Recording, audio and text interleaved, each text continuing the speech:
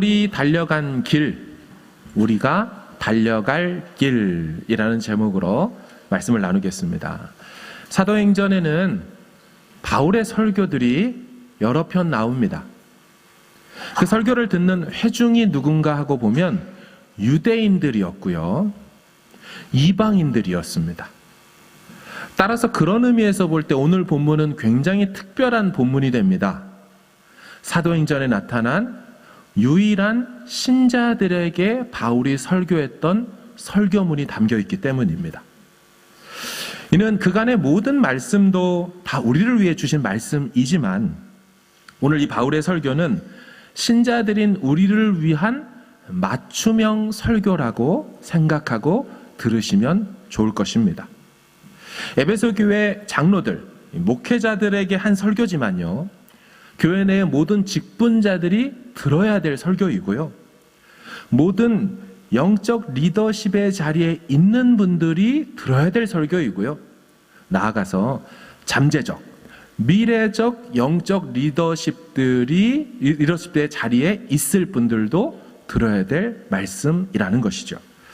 그럼 바울이 밀레도에서 사람을 보내서 에베소에 있는 장로들, 목회자들을 초청해 옵니다. 왜 바울이 가지 않았을까요? 지난주에 말씀드린 것처럼 바울은 오순절 안에 예루살렘으로 가기를 원했어요.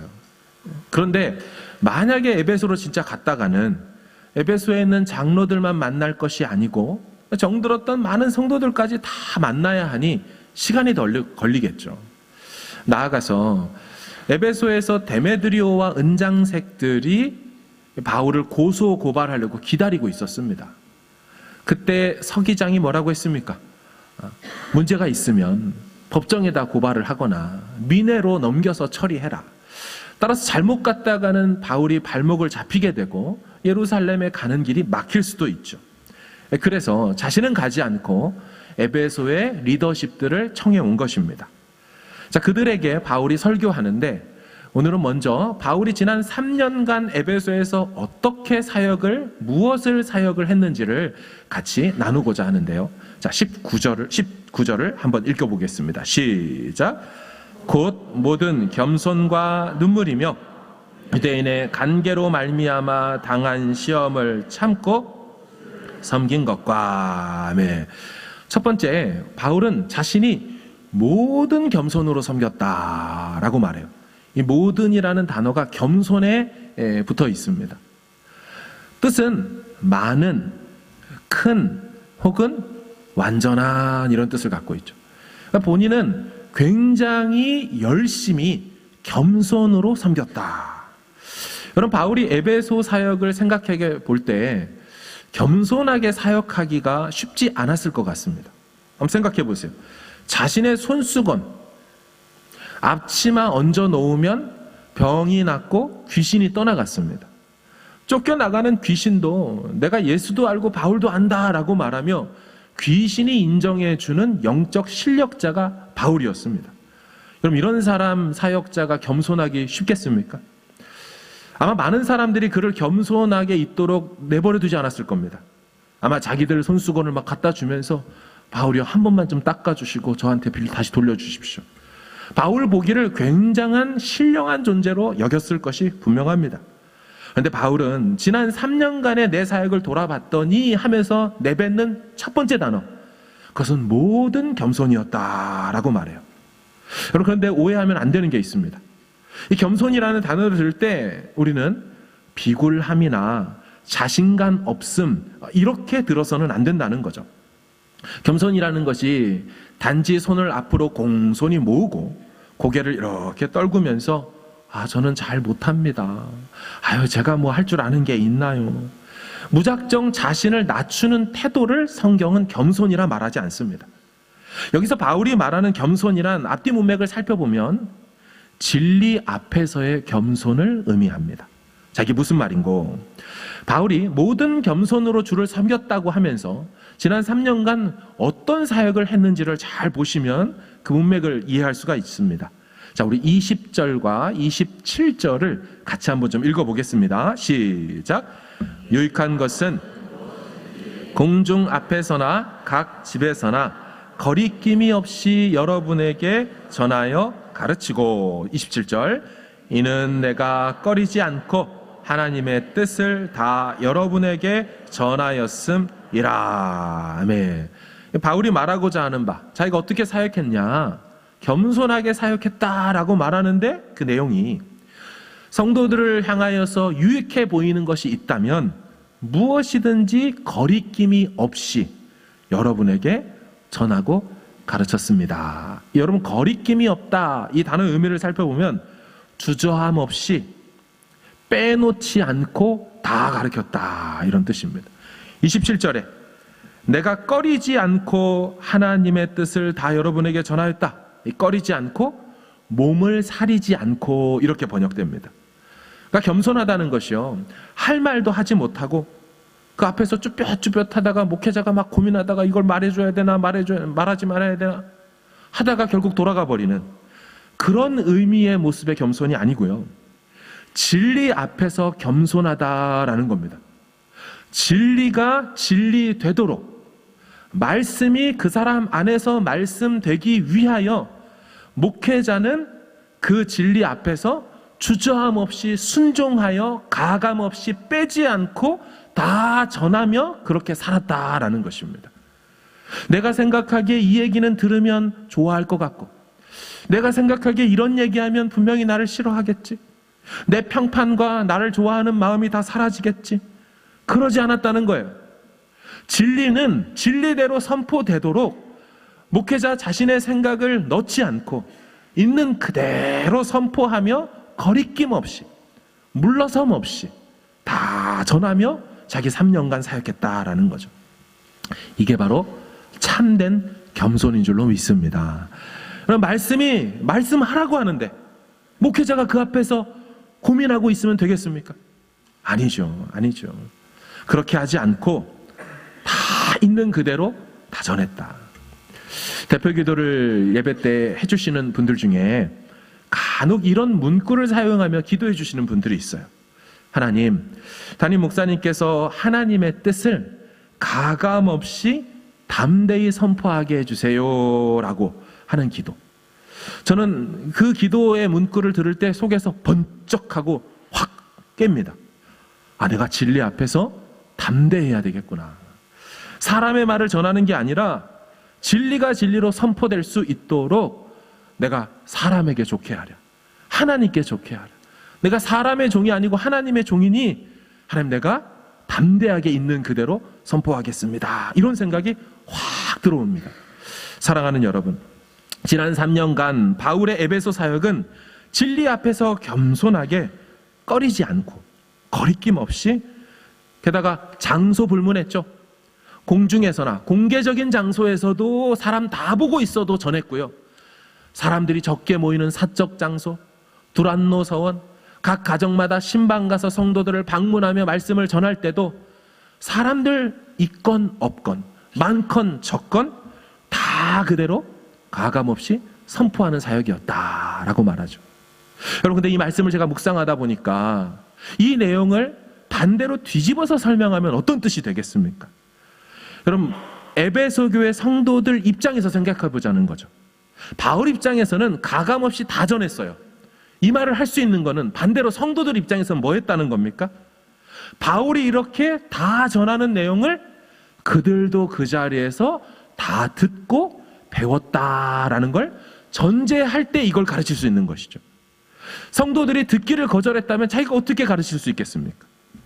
따라서 바울이 3년간 꺼리지 않고 다 가르쳤다? 이 말은 그 에베소 교회 성도들도 가감없이 그 말을 다 듣고 배웠다라는 것을 전제하고 있다는 것입니다.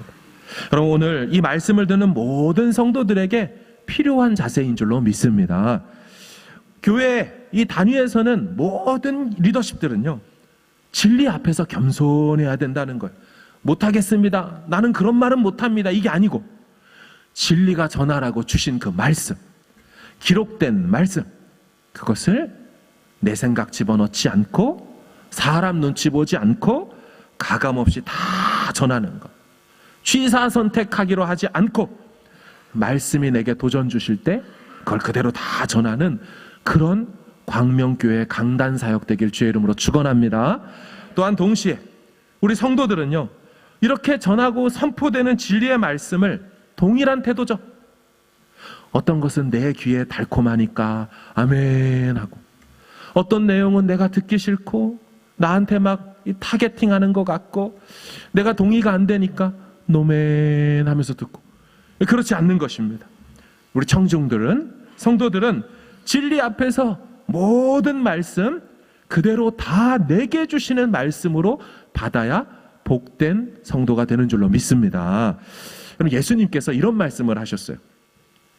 나는 마음이 온유하고 겸손하니 내게로 와서 배우라, 이렇게 말씀을 하셨어요.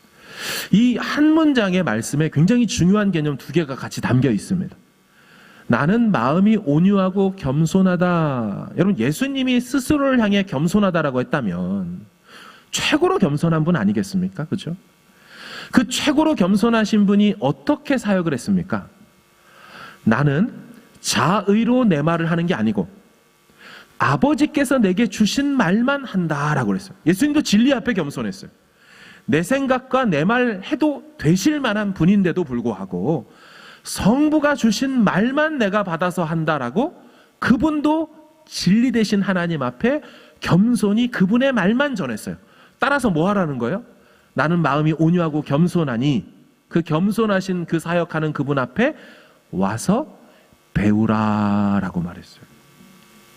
여러분, 최고로 겸손하신 예수님께 나와 우리는 그 겸손한 태도를 똑같이 견지해서 저게 무슨 설교라고, 저게 무슨 하나님의 말씀이라고, 저건 내 생각과 다른데 교만한 태도죠? 이러지 말고 하나님이 전해주시는 선포되는 그 말씀 겸손의 태도로 받아야 할 줄로 믿습니다. 전하는 자는 가감없이 그게 겸손이고요, 듣는 자도 판단하지 말고 그대로 다 받아들이는 것, 이것이 또한 겸손의 태도라는 거죠. 사랑하는 여러분, 내게로 와서 배우라, 가르치니 배운다. 여러분, 배운다, 여러분 어떻게 이 배운다는 단어를 이해하고 계신가요?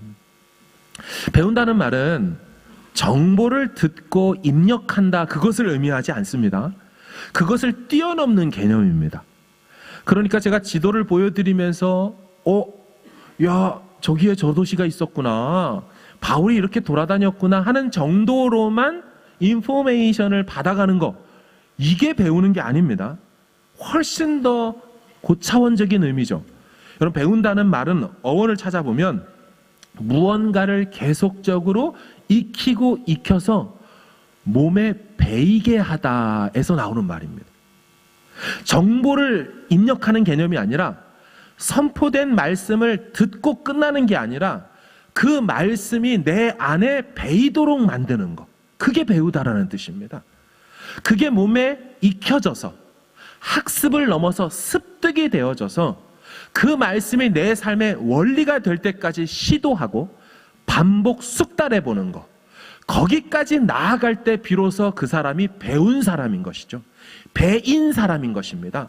말씀이 내 안에 켜켜이 내 숨결 안에 내 몸에 완전히 차 들어와 있는 상태, 그래서 말씀의 원리대로 그렇게 삶을 살아가낼 수 있는 상태까지 가는 거, 여러분 그게 진짜 말씀을 제대로 배우는 성도가 되는 줄로 믿습니다. 바로 이게 능력이 되는 거죠. 그게 능력이 되는 것이죠.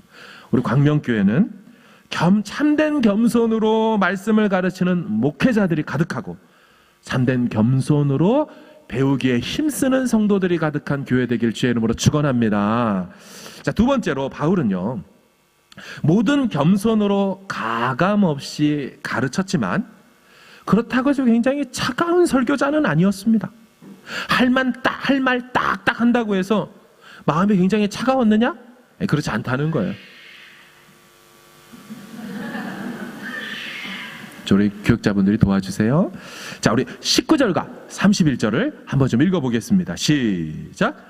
곧 모든 겸손과 눈물이며 유대인의 간계로 말미암아 당한 시험을 참고 주를 섬긴 것과, 자 31절도 시작.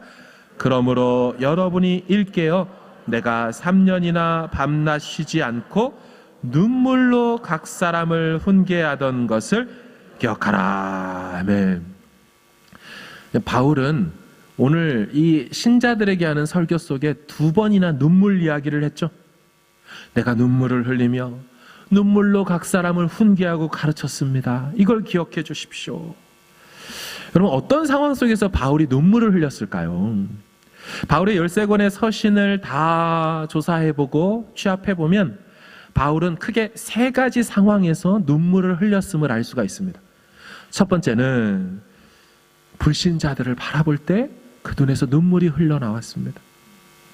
자신을 만드신 창조주 하나님을 버리고 죄가 죄인 줄도 모르고 자신이 인생의 주인인 줄 알고 자신의 쾌락을 향해 쫓아가다 결국 영원한 형벌 받게 될 그 인생들을 생각하니 바울의 눈에서는 눈물이 나왔을 것입니다. 그런가 하면 2번째는 교회 내에서 문제를 계속 일으키고 있는 말썽꾼 신자들을 바라볼 때 바울의 눈에는 눈물이 났다라 그래요. 우리 고린도후서 2장 4절을 한번 읽겠습니다. 시작. 내가 마음에 큰 눌림과 걱정이 있어 많은 눈물로 너희에게 썼노니. 아멘. 고린도 전후서 내용을 살펴보면 교회 내에 굉장한 싸움과 분란과 문제들이 있었어요. 그 상황을 바라보며 사도 바울은 많은 눈물로 편지를 써요. 눈물의 편지죠. 눈물의 편지. 여러분, 우리가 불신자들을 생각하며 눈물을 흘리는 거, 여러분, 그것은 어떻게 보면 참 자연스러운 눈물일 수가 있죠. 불신자니까. 하지만 교회 내에 문제를 일으키는 성도들을 보면서 눈물을 흘리기나 쉬운 것은 아닙니다. 본인이 고의적으로 사탄의 도구가 되어서 교회를 분란에 빠뜨리고 지나다니는 성도들에게 붙어서 그 성도들의 마음을 무너뜨리고 상처 주게 하는 것, 여러분, 그것을 바라볼 때 눈물이 날까요? 원망의 마음이 들거나 아니면 판단의 마음이 들기 쉽지, 울컥하며 그 영혼을 불쌍히 여기는 눈물이 나오기란 이거 쉽지 않은 눈물이죠. 바울은 그럼에도 많은 눈물을 흘렸대요. 3번째는 바울은 그리스도의 십자가의 원수로 행하는 자들을 볼 때 눈물이 흘렸다라고 말하죠. 자, 빌립보서 3장을 읽겠습니다. 시작. 내가 여러 번 너희에게 말하였거니와 이제도 눈물을 흘리며 말하노니 여러 사람들이 그리스도의 십자가의 원수로 행하느니라. 아멘. 여러분, 그리스도의 십자가의 원수, 문맥을 살피면 배교자들을 의미합니다. 예전에 예수님을 주로 믿고 따랐다가 이단이 되어버린 자들을 말하는 것입니다. 복음을 내팽개쳐버린 그들을 말하는 거예요. 여러분, 바울은 이런 배교자들을 향하여서도 그 눈에서 눈물이 나왔다라고 말해요. 여러분, 이 눈물도 쉬운 눈물이 아니죠. 쉬운 눈물이 아니죠. 정말로 영혼을 생각하고 사랑하는 마음이 이 안에 있지 않는다면 흘릴 수 있는 눈물이 아니었을 것입니다. 사랑하는 여러분, 앞에 서 있는 이 목회자가 이런 바울의 눈물을 흘릴 수 있는 목회자가 될 수 있도록 여러분들이 꼭 좀 기도해 주시기를 부탁드립니다. 동시에 이 말씀을 듣는 우리 모두도 이같이 주님 모르는 영혼, 교회 안에서 철없이 자기가 무슨 짓을 하는지도 모르고 말썽을 일으키는 사탄의 도구가 된 그 영혼, 그리고 나아가 교회를 완전히 복음을 내팽개치고 예수를 부인하는 배교자들을 바라보면서도 하나님 아버지가 주신 긍휼의 마음, 그 주의 심장으로 그들 바라보며 함께 눈물로 기도하는 그런 우리 교회 성도들이 되길 주의 이름으로 또한 축복합니다. 여러분, 이런 눈물이 교회 안에 강같이 흐를 때 교회가 어떻게 될까요? 목장에서 목자가 목원들을 바라보며 눈물로 기도해요. 목회자들이 성도들의 어려움의 얘기를 듣고 자신의 기도의 자리에서 자신의 문제인 것처럼 펑펑 울면서 하나님 좀 건져달라고 그렇게 기도해요. 여러분, 그런 눈물이 교회 안에 켜켜이 배어지고 흐르게 될 때 여러분, 교회에는 하나님 주시는 그 은혜가 넘치고도 넘치게 될 줄로 믿습니다. 여러분, 셋째로 사도 바울은요, 어떻게 주님을 섬겼냐? 시험을 참으며 주를 섬겼다라고 말해요. 우리 19절 다시 한번 읽겠습니다. 시작. 곧 모든 겸손과 눈물이며 유대인의 관계로 말미암아 당한 시험을 참고 주를 섬긴 것과. 아멘. 자, 시험을 참고 주를 섬겼는데 어떤 시험이었냐면 유대인의 관계로 말미암아 당한 시험. 유대인의 관계, 유대인의 계략과 모의, 작당 이런 것들이죠.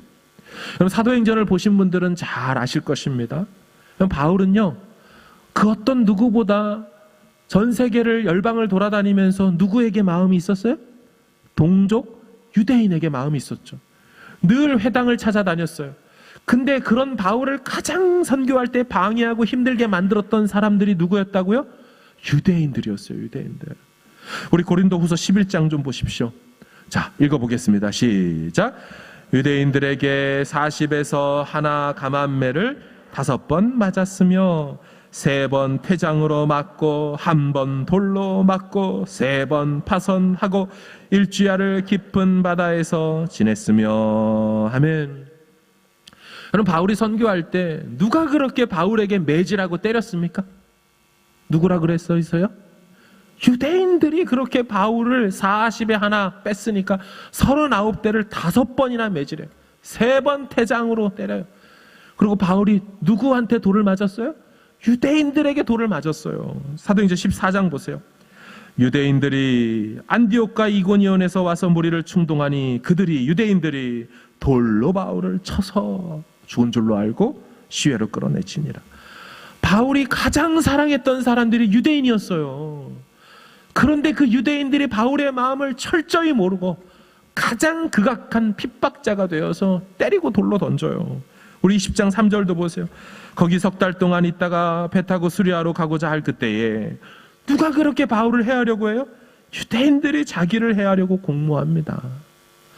사랑하지 않는 사람이 자신을 미워하는 건 좀 힘들고 말 수 있지만 너무너무 사랑하는 사람이 자신을 힘들게 하는 건 그 힘듦이 배로 증폭되어 상처가 될 거예요. 저는 근데 이 사도 바울의 이 고백 속에 참 와닿았던 부분이 있었습니다. 그것은 유대인의 관계로 당한 시험을 참고 주를 섬긴 것과 같이 나온다는 것이 참 특별하게 느껴졌습니다. 왜냐하면 여러분, 보통 시험이 오면 그거를 참아내는 것도 힘들죠. 그렇죠? 버티는 것만 해도 지금 내가 힘들단 말이죠. 그런데 바울은 그 시험을 참고 버티면서도 동시에 뭐 했다는 거예요? 주님을 계속 섬겼다. 이게 같이 나오고 있습니다. 여러분, 참는다는 거, 그것은 물러서지 않고 버티고 있다는 뜻이죠. 근데 섬겼다 이 말은 밀리지 않는 것뿐만 아니라 주님을 향하여 한 걸음 한 걸음 계속 나아갔음을 동시에 말하는 것입니다. 보통 시험을 당하면요, 성도들이 어떻게 하냐면, 목사님, 지금 제가 이런 어려움이 있습니다. 여러분, 그 말만 해도 목회자가 뭘 부탁하기가 어려워요. 섬기는 것도 큰 어려움을 당하면 성도들이 뭐 하냐면 그걸 버텨내느라고, 목사님 제가 이거는 더 못할 것 같아요. 왜요? 버티는 것만 해도, 인내하는 것만 해도 보통 일이 아니니까. 근데 지금 바울은 뭐 했다는 거예요? 그 관계와 시험을 참아내면서도 하나님 앞에 계속해서 그 사역을 멈추지 않았다라고 말하고 있습니다. 사랑하는 여러분, 이 바울은 물러서지도 않지만 절대로 나아가기도 포기하지 않았던 사람이라는 겁니다. 이 두 가지가 항상 겸비했던 사람이죠. 같은 맥락으로 여러분, 바울은 어떻게 사역했냐면요, 고난이 찾아와도 그것을 하지 말고 그만둬라 이런 사인으로 받지 않았다라는 것입니다. 자, 이 무슨 말인고? 22절에서 24절을 한번 좀 읽어보겠습니다. 시작. 보라, 이제 나는 성령에 매여 예루살렘으로 가는데 거기서 무슨 일을 당할는지 알지 못하노라. 오직 성령이 각성에서 내게 증언하여 나를 기다린다 하시나 내가 달려갈 길과 주 예수께 받은 사명, 하나님의 복음을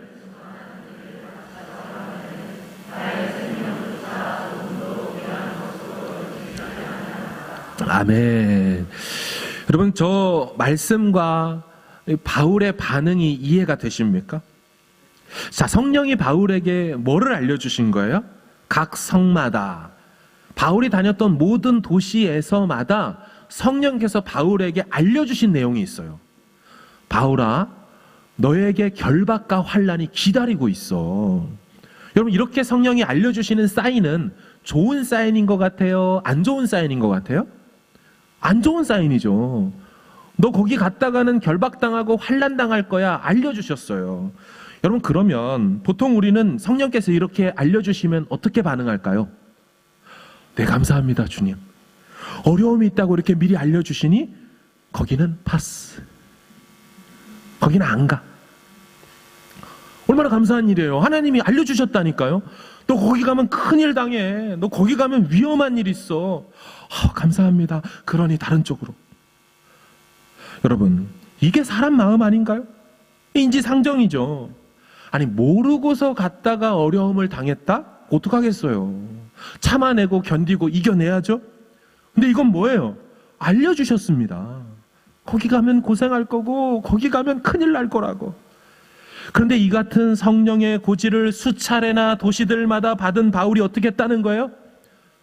고난은 고난이고 나는 사명 따라 거기 갈 겁니다 라고 반응했다는 말이 지금 바울의 이 고백 아니겠습니까? 여러분, 바울은 고난을 곧 하지 말라는 사인으로 바로 받아들이지 않았습니다. 고난은 고난이고 주신 사명은 사명이라고 생각했다는 거예요.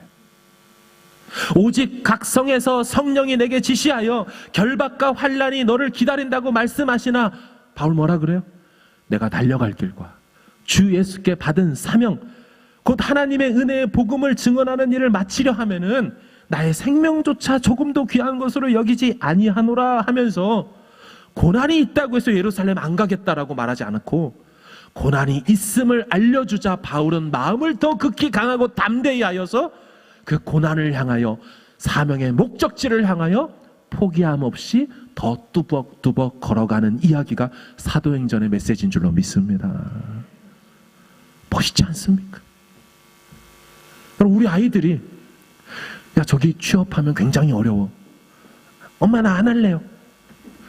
야, 너 이거 하려면 너 이렇게 공부하고 이렇게 뭐 해야 돼. 엄마, 나 그것도 안 할래요. 이런 아이가 되기를 원하는 부모가 누가 있어요? 아들아, 너 그 전공하면 굉장히 힘들어. 하지만 가치 있는 일이야. 하나님이 거기서 기다리고 계신데, 하나님 기뻐하시는 길이야. 고난이 있지만 어떻게 할래? 엄마, 제가 그래도 그 길을 가볼게요.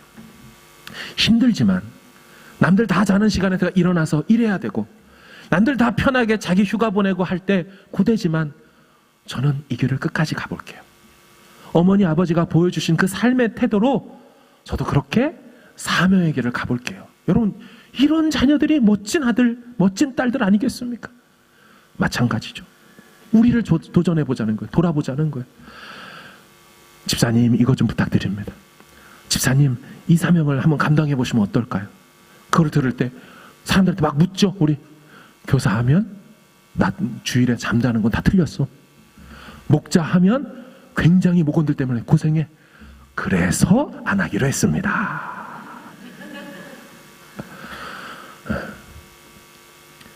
섬기면 힘들어.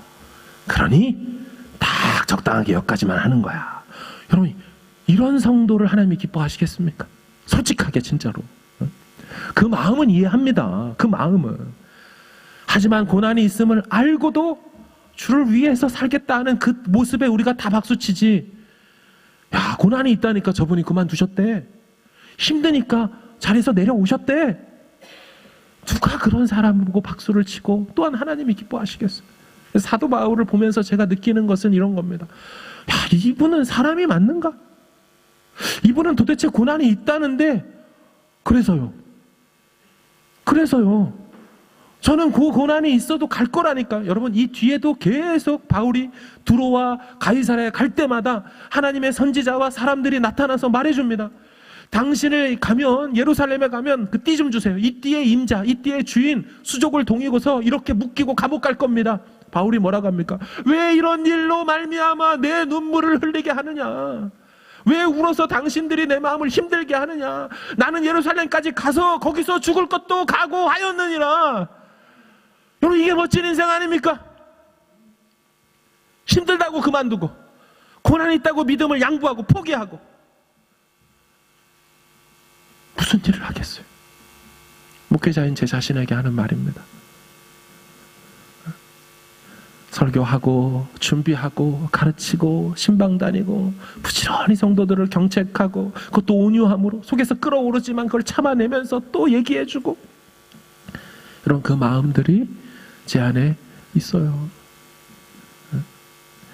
사랑하는 여러분, 사도 바울은 사명이 자기 생명보다 귀하다라고 여기며 살았어요.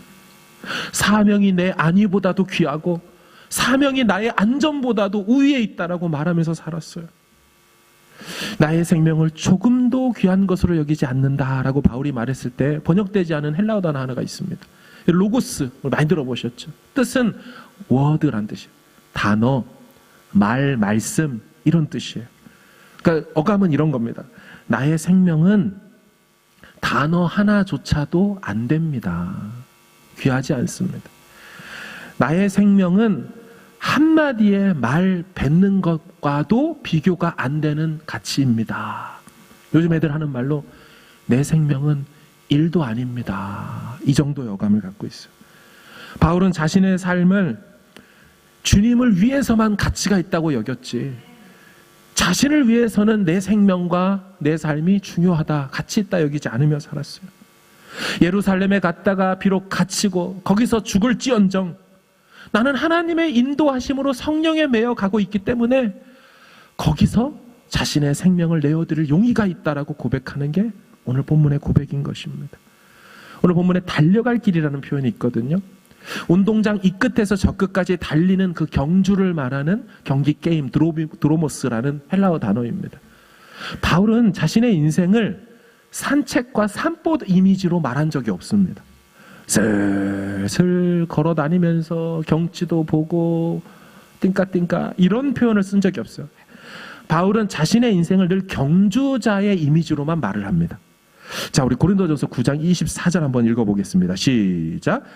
운동장에서 다름질하는 자들이 다 달릴지라도 받는 사람은 한 사람인 줄을 너희가 알지 못하느냐? 너희도 상을 받도록 이와 같이 다름질하라. 아멘. 적당히, 대충, 여유, 이렇지 않죠? 빌립보서 3장도 시작. 표대를 향하여 그리스도 예수 안에서 하나님이 위에서 부르신 부름의 상을 위하여 달려가노라. 아멘. 표대가 있고 피니시 라인이 있어요. 그곳에서 나를 기다리시고 상을 주길 위해서 월계관을 들고 기다리시는 그 주님께로 믿음의 경주를 끝까지 나 달려가겠다 했죠. 이 마지막 디모데후서 4장도 보세요. 나는 선한 싸움을 싸우고 나의 달려갈 길을 마치고 믿음을 지켰다. 이 멋진 고백이 우리 고백 되길 주의 이름으로 축원합니다.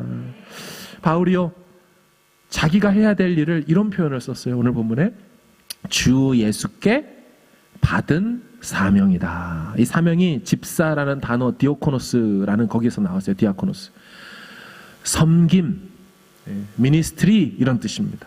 근데 표현을 잘 보시면 자신이 선택한 것이 아니라고 말하죠. 주 예수께 뭐 한 사명? 받은 사명입니다. 나의 주가 맡기신 일이니까 내가 포기할 수 없는 거예요. 내 주님이 하라고 허락하셨으니 내가 그 길을 끝까지 완주해야 된다는 게 바울의 태도였다라는 것입니다. 사도행전 9장 보세요. 주께서 이르시되 가라. 이 사람은 내 이름을 이방인, 임금들, 이스라엘 자손들에게 전하기 위해 택한 나의 그릇이다. 이 순간부터 바울의 인생은 바울의 것이 아닌 거예요. 하나님이 택했으니까 하나님의 인생이고 하나님이 붙들고 가시는 책임지는 인생이에요. 그러니 본인은 주의 일을 하겠다는 거예요. 주 예수께서 주님이 내게 맡기신 사명 끝까지 감당하겠다. 사랑하는 여러분, 바울이 이렇게 말만 하고 실제 삶은 막 대충 살았을까요? 이미 아시는 것처럼 사도 바울은 정말 이 말한 그대로 그 자신의 삶을 증명하며 살았습니다. 제가 근데 오늘 설교를 한 주간 준비하면서 일종의 큰 벽을 마주한 것 같은 느낌이 있었습니다. 도대체 이분은 어떤 분일까? 도대체 어떻게 해서 그 밤낮을 가리지 않고 불철주야로 강론하고 그렇게 열심히 온 세계를 돌아다니면서 복음을 전했을까? 여러분, 우리 설교자들에게는요, 고민이 있는데, 이 말씀을 선포하기 위해 섰는데 이 말씀대로 말씀만큼의 삶과 그 기준에 다다르지 못하는 설교자들이 갖고 있는 본연의 비애가 있습니다. 내가 이걸 다 해내야 여기에 설 수 있는 것인가? 다 해내지 못해도 맡기셨으니 선포해야 되는가? 결국 다 해내지 못해도 예수님이 아니니까 이 자리에 선포해야 된다는 걸 알지만 하면서도 계속 우리 마음에 느끼는 그 말씀의 기준과 내 삶의 격차 속에 이 무거운 짐, 이 눌림이 항상 저희들에게 있어요. 저도 똑같이 이 바울처럼 복음을 전하고 하는데 이분과 저랑 어나더 레벨인 거예요. 제가 그러다가 하나님께서 주신 마음이 뭐냐면 그 벽 앞에 무너지지 말고 너 그것을 너의 소망으로 삼으면 어떠냐라는 마음이 생겼어요. 여러분, 사도 바울이 에베소에서 3년을 사역하면서 고별 설교를 하면서 떠나죠. 제가 2018년도 제 나이 40살에 여기 왔어요. 70세까지 하나님 건강 주시고 여건 주셔서 사역을 다 마치면 30년이 돼요. 바울은 3년 동안의 짧은 기간에도 그것을 완벽하게 이루는 탁월한 영성의 사람이었다면 저는 부족하니 30년 동안 한 번 이 고백을 할 수 있을 만큼 살아보고 싶다라는 소망의 마음이 제게 생겼어요. 여러분, 이런 저가 될 수 있도록 기도를 부탁드리겠습니다. 또한 여러분, 우리에게 남은 삶 얼마나 있을지 모르지만 그 인생의 마지막까지 다 달려간 다음에 우리도 우리 자녀들에게 목회자가 아니어도 교회의 직분자로 영적 리더십의 자리로 섬겼던, 또 가정의 제사장으로 어머니 아버지로 섬겼던, 할아버지 할머니로 섬겼던 그분들이라면 그 인생의 마지막에 후손들에게, 믿음의 후배들에게 바울의 이 설교의 고백, 그 무게와 느낌, 그 향과 분위기 그대로 다 담아서 우리도 그렇게 마지막으로 그들에게 이 말을 할 수 있는 삶을 끝까지 살아낼 수 있길 주의 이름으로 축원합니다. 말씀을 정리합니다. 모든 겸손으로 주저함 없이 가감 없이 선포되는 강단이 되어야 할 것이요, 모든 겸손으로 말씀을 듣고 배우고 익혀 내 것으로 만드는 성도들이 되어야 할 줄로 믿습니다. 눈물로 사역할 수 있어야 합니다. 불신자, 말썽꾼, 배교자 할 것 없이 그들을 위해서 우리가 눈물로 품어야 할 것이고요, 또한 세 번째, 모든 시험을 참으며 물러서지 않을 뿐만 아니라 또한 그것을 뚫고 나아가며 주를 섬겨야 하는 것입니다. 고난은 고난일 뿐 고난이 있다고 피해가는 인생이 아니라 고난이 있음을 알기에 극히 강하고 담대한 여호수아의 마음을 가지고 가나안 땅을 향하여 주님 주신 산지를 향하여 믿음으로 나아가 끝내 정복하여 올려드리는 저와 여러분 되기를 주님의 이름으로 축원합니다. 아멘.